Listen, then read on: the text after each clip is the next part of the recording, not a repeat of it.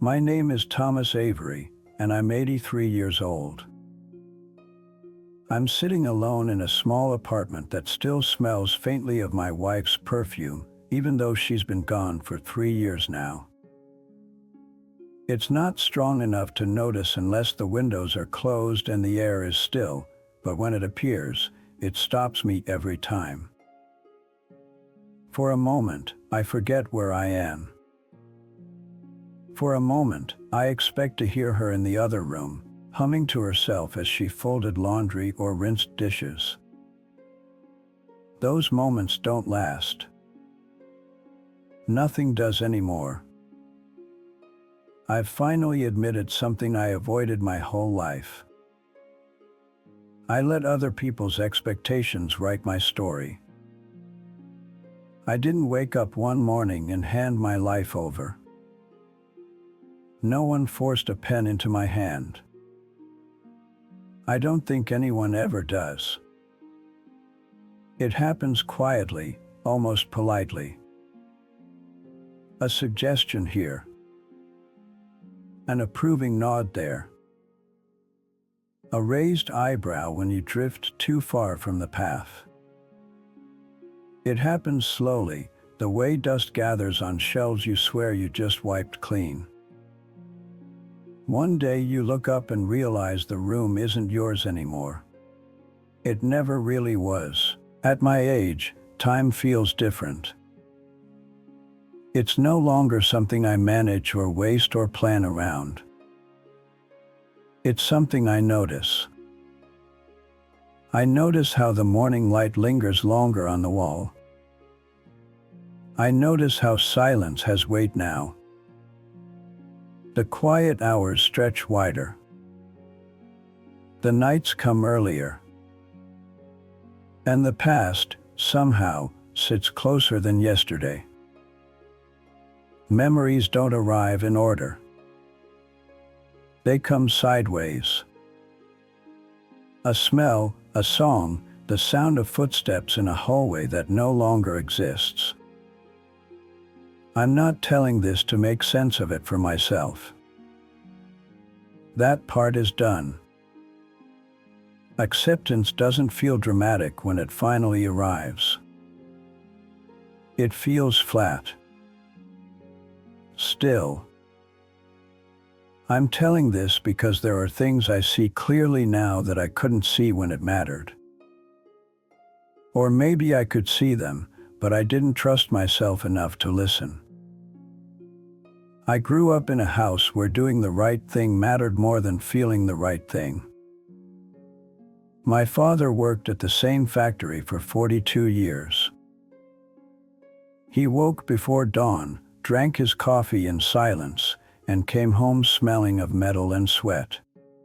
My mother kept the house clean and her opinions to herself. She folded disappointment the same way she folded towels, neatly, invisibly, with practice. They were good people. Tired people. Proud in a quiet way that didn't ask questions and didn't invite answers. Nobody ever asked me what I wanted to be. They asked what I was going to be. There's a difference you don't notice when you're young. When you're young, being asked at all feels like care. I was good in school. Not brilliant, but dependable. The kind of student teachers could count on. The kind parents bragged about without exaggerating. That trust felt like a job I didn't want to lose. So I learned early how to become reliable instead of curious. When I said I'd study accounting, everyone nodded. It made sense. Steady work. Respectable. No risk. A future you could explain to relatives without discomfort. I nodded too, even though something in my chest tightened every time I imagined my life measured in columns and totals. I told myself that was just nerves.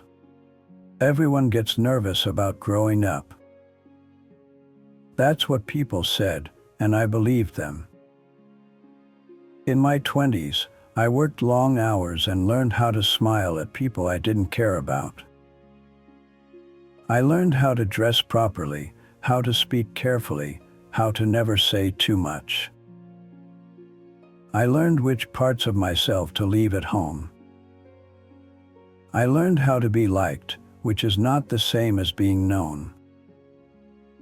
I married Margaret when I was 26.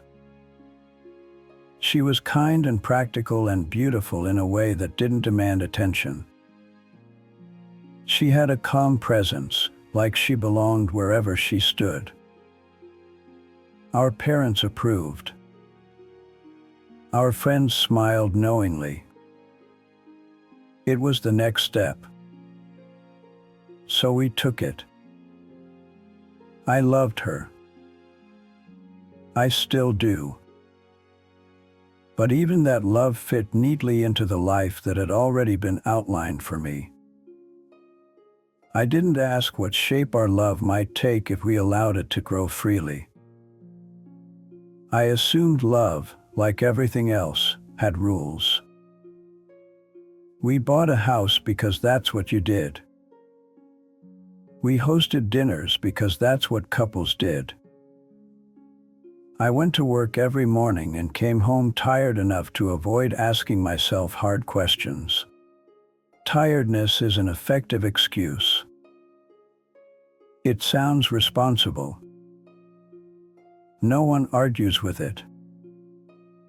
I told myself I was lucky. And I was. But luck can be heavy when you're carrying someone else's idea of happiness. There were moments, small ones, that tried to interrupt me. A Saturday afternoon when I'd wander into a bookstore instead of running errands and lose track of time standing between shelves. The way my chest loosened when I listened to old jazz records alone, letting the music fill the spaces I didn't know how to name. The notebook I kept hidden in a drawer, filled with half-written thoughts, fragments of stories, questions I never shared with anyone. I didn't think of these as warnings. They felt like indulgences. Private, harmless. Things I could keep as long as they didn't interfere with my real life. Years passed without announcing themselves. Promotions came. Responsibilities grew. People relied on me. That felt important. Necessary. Being needed can be intoxicating. It convinces you that postponing yourself is noble. Margaret wanted children. I said yes because saying no felt like failure. We had two. I loved them fiercely, awkwardly, like someone who never learned how to sit still with emotion. I wanted to be good at it. I just didn't know how to be present without feeling pulled apart. I went to their school plays but left early. I promised fishing trips that never happened. I told myself there would be more time. I believed that lie because it was convenient. There always seemed to be more time. The cost didn't arrive all at once. It came quietly. In conversations I postponed. In letters I never wrote. In friendships that faded without an argument to mark their end. Loss is easier to ignore when it has no sound. I became very good at being busy. Busy is a useful shield. It keeps questions away. It keeps mirrors covered. When my father retired, He didn't know what to do with himself. He sat at the kitchen table and stared at his hands like they'd betrayed him. I remember thinking I'd do it differently. I remember believing that without examining how similar we already were. By my 40s, I was respected at work. People asked for my opinion. Younger men called me sir. I had an office with a window, and for a while, that window felt like proof that I had arrived somewhere. From the outside, my life looked solid. Burned. Complete. Inside, I felt like a guest in my own days. Margaret noticed before I did. She asked once, late at night, why I always seemed somewhere else even when I was sitting beside her. I laughed it off. I said I was tired. That answer worked for a while. She stopped asking. That's something I didn't understand then. Silence isn't peace. Sometimes it's resignation. Sometimes it's someone learning to live with less than they hoped for. The turning point didn't come with a bang. It came with a phone call on an ordinary Tuesday. Margaret had collapsed at the grocery store. An aneurysm. There was nothing anyone could do. I arrived at the hospital too late to say goodbye. I stood beside a bed that was already being stripped of its sheets, like she'd never been there at all. I remember thinking, very clearly, that I had misunderstood the rules. I thought life warned you before it took something away. I thought there would be a pause. A signal. A chance to correct course. After the funeral, people told me I was strong. They said I'd be okay. They said she would have been proud. I nodded and thanked them and went home to an emptiness that felt louder than any sound I'd ever known. In the months that followed, clarity arrived without mercy. Every choice I'd postponed came rushing back, asking for acknowledgement. Every conversation I delayed now had no place to land. Regret is not loud either. It is persistent. I realized how often I'd chosen what was expected over what was true. Not because I was weak. Because I was careful. And careful, I've learned, can cost you everything. My children had their own lives by then. They called when they remembered. They visited on holidays. We were polite. Loving. Distant in a way that had grown naturally over years of half-attention. I don't blame them. Distance doesn't happen overnight. It's built, brick by brick, out of absence. Retirement came and went. The office window was given to someone else. My title disappeared. My days stretched open, unstructured, and I didn't know what to put in them. The things I'd postponed no longer wanted me. The energy I'd saved for later had expired. I tried to write. The words came slowly, stiff and unsure, like muscles that hadn't been used in decades. I tried to travel alone, but every place felt like a reminder that I was late to my own life. There are things that cannot be fixed once you see them. Not because you don't try, but because time does not negotiate. I cannot go back and sit on the floor during my son's science fair. I cannot hear my daughter tell me about her first heartbreak.